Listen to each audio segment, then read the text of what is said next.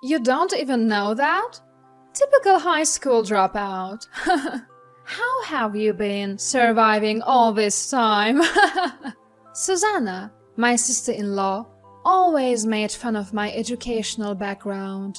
She seemed to think that education was the most important thing in life, ignoring the fact that there are many other important aspects.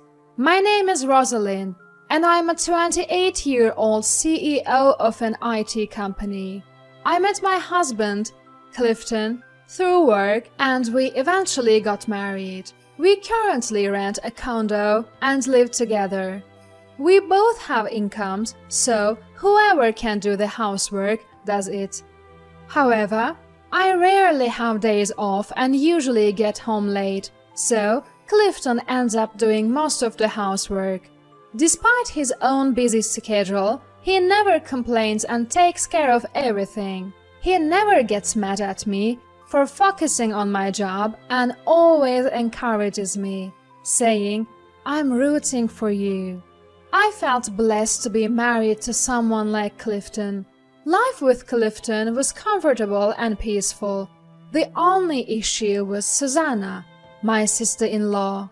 When I first met her after getting engaged to Clifton, I greeted her, "Nice to meet you, Susanna. I'm Rosalind. Looking forward to getting to know you." Her immediate response was, "What's your highest level of education?" I was taken aback. Was that really the first thing to ask? I was annoyed but didn't want to make a scene at our first meeting, so I answered honestly. I dropped out. Upon hearing this, Susanna burst into laughter. "A dropout? Why would my brother marry someone so dumb? You should definitely reconsider." She said this right in front of me. "Susanna, what are you saying? Education has nothing to do with marriage," Clifton quickly retorted. "We are an elite family, you know. It's unacceptable for the eldest son's wife to be dumb. Maybe you should rethink this, bro, huh?" It was true. Clifton's parents were well-educated and wealthy, and both he and Susanna had graduated from prestigious universities. "Susanna, cut it out. Rosalind built her own company from scratch. Are you still going to talk about education? People who drop out are the ones who think they can start companies." "Hey, watch your mouth. Your company will probably go under soon anyway." Enough is enough. Clifton was getting really angry on my behalf. I was so furious, but I didn't want to cause a sibling fight, so I stopped Clifton. "It's okay, Clifton, I can handle it. I had faced similar criticisms when starting my company, so I was somewhat used to it. In fact, it fueled my determination to prove them wrong. I could tolerate Susanna's snide remarks once or twice, but it didn't stop there. "Sister-in-law, I'm here to visit." Susanna often came over to our house to mock me for being a dropout, make snide comments, and even brag about herself. "You're here again, Susanna? Is it a problem?" "No, not really, but..." Susanna looked around our home and said, "Do you even do housework, sister-in-law?" "I do. We are dual income, so Clifton takes care of it often." "My poor brother. Having a wife like you must be tough." "What do you mean? You're dumb but still working, and because of that, you can't even do housework properly, right?" "If you're a dropout, you should just be a stay-at-home wife." At this point, I was getting really angry at Susanna's words. "So, how is your company doing, sister-in-law?" I wondered why I had to share such information with her, but I answered anyway. "It's going pretty well, I think." "Really?" "You must be running at a loss." "That's not the case. I thought you'd go under sooner, but you are hanging in there." "Thanks." "And it's surprising that employees are willing to work under a dropout CEO. I would never." I couldn't take it anymore, so I decided to change the subject. "Are Aren't you planning to get a job, Susanna? She had graduated last year but still hadn't found a job. I don't need to worry. Unlike you, I graduated from a prestigious university. I'm taking my time to find a good company. Oh, I see. All my friends are working at big companies. My university is really something. And there she went, bragging about herself again. A lot of people from my university get jobs at big companies, and many became CEOs. Susanna kept making snide remarks and bragging every time she visited. It was more bearable when Clifton was around to defend me, but it was really tough when I was alone.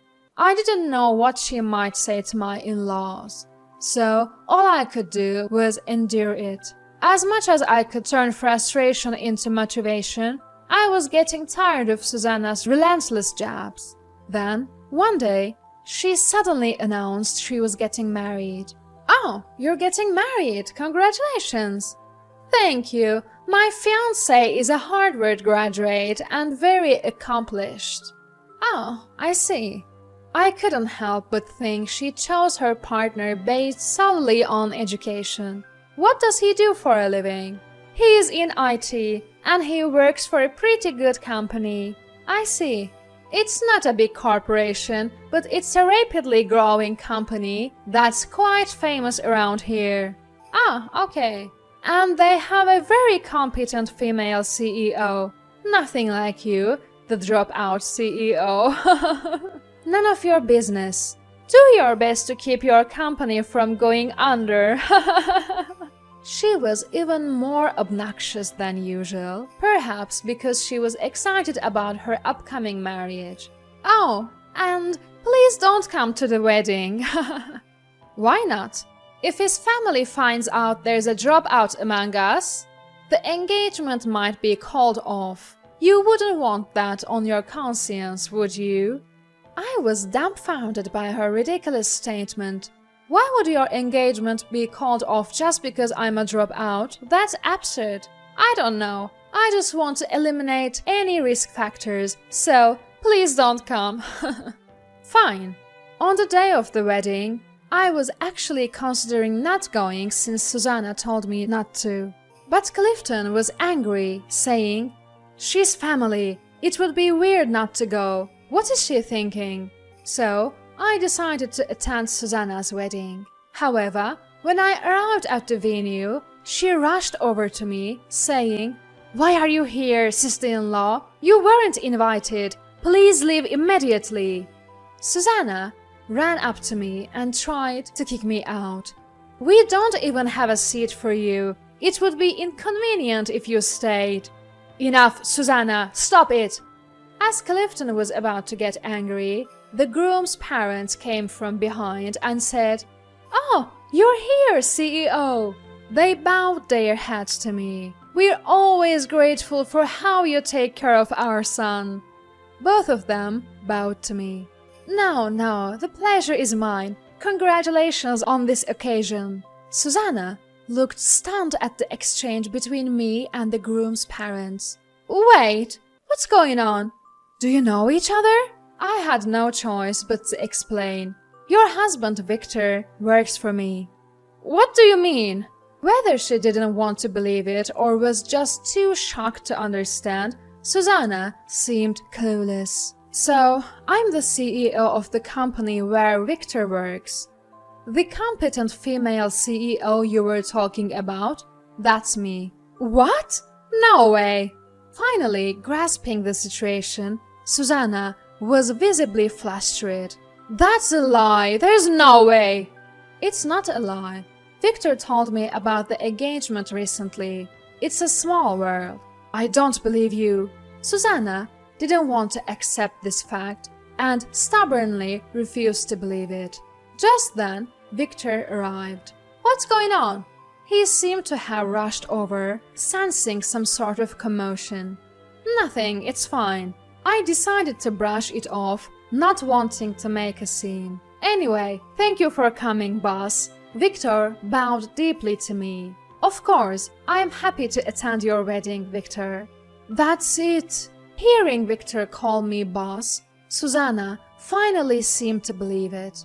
She was at a loss for words. Your seat is prepared over there, boss. Thank you. It turned out Victor had prepared a seat for me, even though Susanna hadn't. I wasn't invited by you, but I was by Victor. For the rest of the wedding, Susanna's face was tense. She even tripped while walking down the aisle, making for an awkward scene. Victor was also upset with her, saying, "What's gotten into you today?" I couldn't help but laugh at Susanna's sudden change in attitude. "I'm sorry for the terrible things I've said before, but I've always thought you were amazing, sister-in-law." I could only respond with a wry smile. "Is that so? You are a CEO while balancing work and home life. That's incredible." "Ah, thank you. You've built a successful company despite being a dropout." I was slightly irritated, expecting her to bring up education again.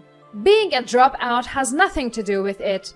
When I responded a bit strongly, Susanna immediately apologized.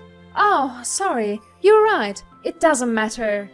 Maybe she was worried about upsetting me and jeopardizing her husband's job. She started trying to win me over. "There are many things more important than education." "Exactly, you can always study. Being a dropout doesn't mean you can't be a CEO." "You're so right. I admire you." "Ah, sure." It felt strange to hear such words from Susanna. I had to laugh a few times, but it was better than being belittled or hearing snide remarks. After that, Susanna was planning to start her own business instead of getting a job. She was flattering me on the surface, but she must have been frustrated deep down. Since my sister-in-law, a dropout, could do it, there is no reason I can't. Susanna probably thought that way, but she gave up on her business venture within a few months. "So, you tried starting a business? How'd it go?" I deliberately asked Susanna after hearing from Clifton that she had given up. "Not so well." "Oh, really? I realize once again how amazing you are. Good to hear." Susanna was smiling and talking cheerfully, but her expression was tense. She must have been quite frustrated.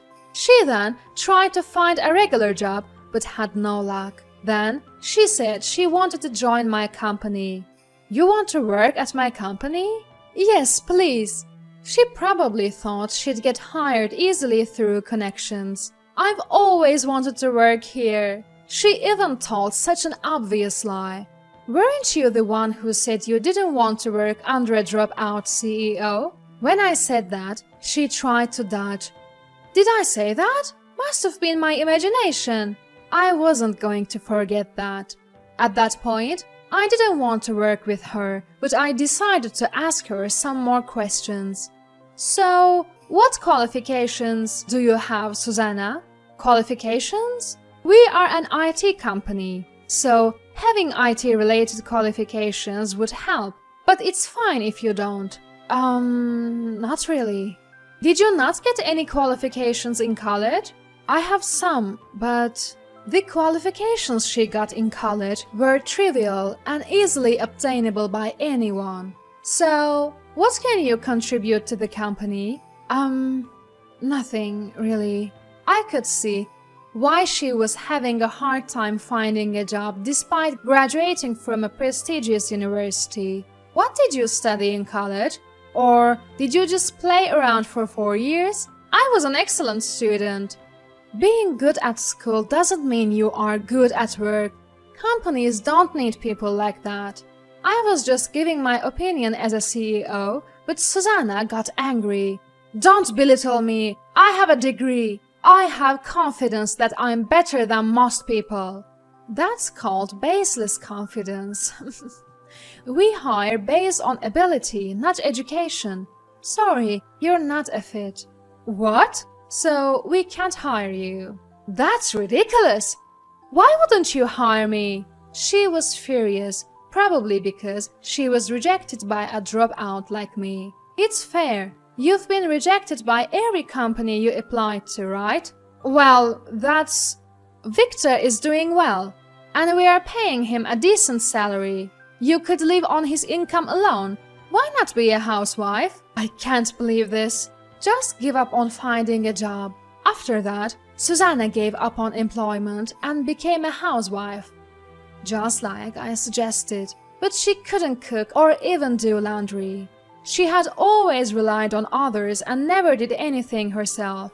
It seems like Susanna couldn't even become a housewife. Even Victor was getting frustrated with her. Now she's learning housework while getting scolded by Victor's mom every day. Who knows when she'll become a competent housewife? Her friends made snide comments. You graduated from college but couldn't find a job and had to become a housewife? How embarrassing! It must have been a huge blow to her pride. She became quite depressed and lost her energy. On the other hand, everything's going well for me. The company is growing, we are hiring more staff, and my workload had decreased. I've even managed to catch up on housework and cooking. The only stressor, Susanna, has quieted down, so I'm living fulfilling days.